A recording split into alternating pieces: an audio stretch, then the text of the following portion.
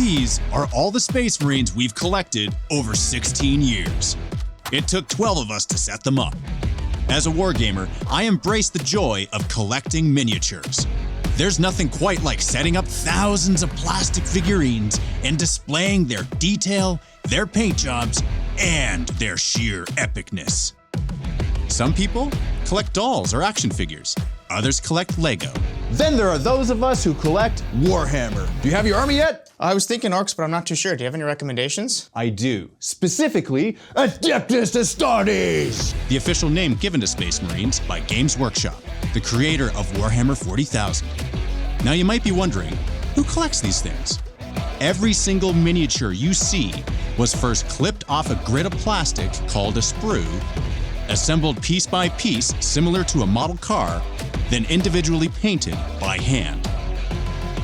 Who is so hyper-focused to a degree that a very real chemical reaction takes place in their brains if one accidentally calls this group of Marines Lamenters instead of Imperial Fists? Think I'm joking? Well, I'm here to tell you, this is no joke.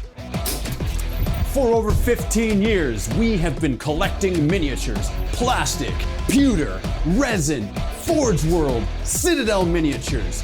This is a celebration of all the years it took to make this collection. MiniWarGamer Dave here from MiniWarGaming.com, and this is 150,000 points of Space Marines! So let's talk about what you guys personally geek out about.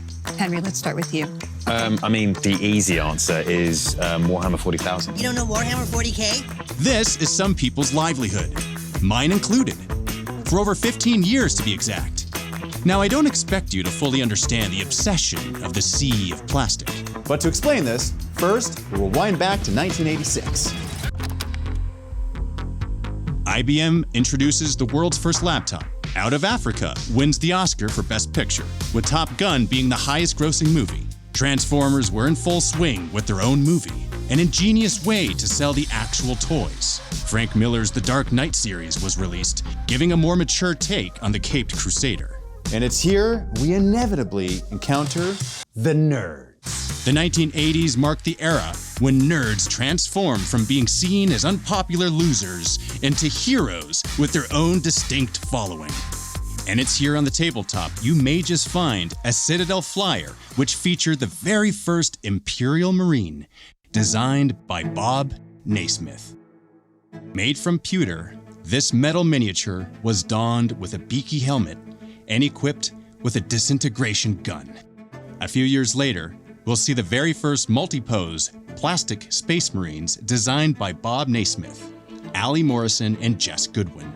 These would be released in the first edition of Warhammer 40,000 called Rogue Trader. We have Rick Priestley to thank for that. In 1993, we got Jess Goodwin's redesign of the armor. The helmet's beak was replaced by a flat grille, and the chest plate features a winged skull. Jumping forward again, we'll discover more varieties of Space Marine power armor, including the Terminator Marine, made for confined spaces and equipped with a Stormbolter and Power Glove. Throughout the editions of Warhammer 40,000, Games Workshop adds more units to the roster. Orcs, Tyranids, Chaos, Tau, Necrons, and there's loads of enemies of humanity. But the Space Marines in particular are the elite of the human species. Today, there are hundreds of Warhammer 40,000 miniatures, with collectors such as ourselves that are obsessive enough to put them all on display. So how did we acquire such a vast collection of Space Marines? Back in 2007, when we started MiniWarGaming's Warhammer Gaming Club, as our online popularity grew through recording and posting battle reports, we eventually had gamers come from out of town to battle us on the channel. Since there are many chapters of Space Marines, each with their own flavor and tactical prowess, we quickly realized we needed a larger collection to accommodate this fact. First, we simply bought Space Marines, painted them up according to our preferences, and thought that was good enough. But that was too slow. On occasion, we'd purchase pre-painted armies to add more chapters, but this also wasn't feasible since this would require an unreasonable amount of money to grow our collection. So we instituted the Painting Partner Program.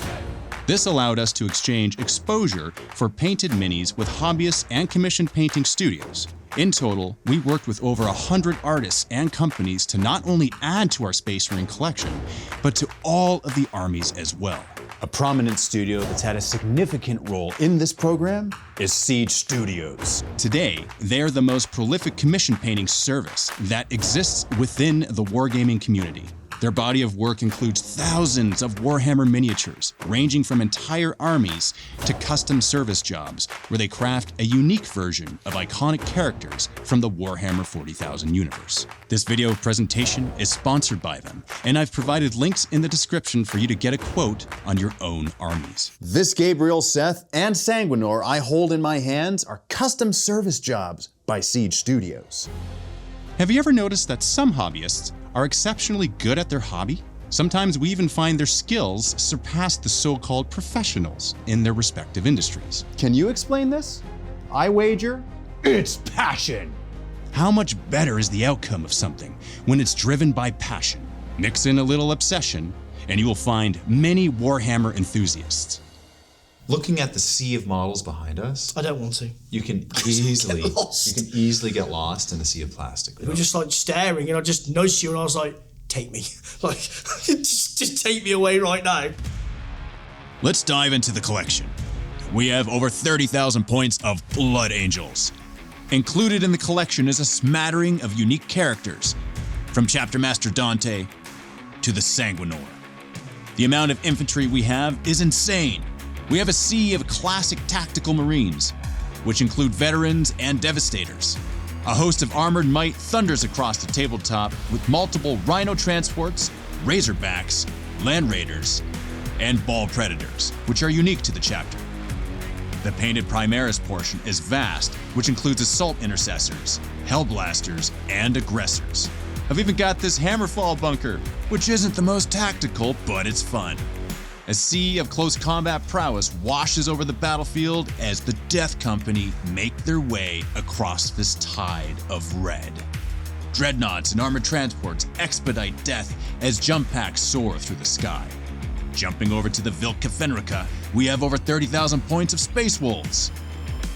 From Logan Grimnar the Chapter Master to Bjorn the Fell-Handed, we have each character colored in all their glory. Longfangs blast from afar as Grey Hunters dart across this grimdark landscape. Armored Might rushes across this frozen tundra and adds thunder from above and below. Rune Priests and Psychers call upon the storms to harness the power of the Emperor. Wolves, wolfen, and more wolves growl and salivate at the prospect of devouring meat off bones. Flying over to the Sentinels of the Forge, our custom chapter of Space Marines, we have every tank imaginable in the MiniWarGaming color scheme. Speeders and flyers soar through the sky as wave after wave of infantry march across planetary surfaces, as bikers rev towards objectives. The Imperial Fists, led by Roland Dorn, observe the sea of battle and execute with precision. Salamanders blaze across this tide of traitors with their flames of death and carnage. White Scars turbo boost into the fray faster than lightning itself. This is our collection in all of its glory. Thanks to you. But where do we go from here? As the influence of Warhammer 40,000 continues to expand, I'm certain I will always be collecting Space Marines. As a father of 3, it continues to bring me great joy to see the next generation of wargamers on the tabletop. At the end of the day, it really doesn't matter how we hobby. To collectively bring new experiences and invite more people into the window of the community.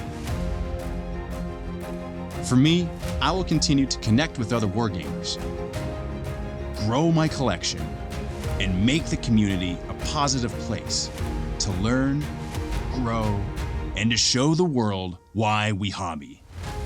Can't say it's an easy task, but I know I can't do it alone. I'm MiniWarGamer Dave, and this is Warhammer.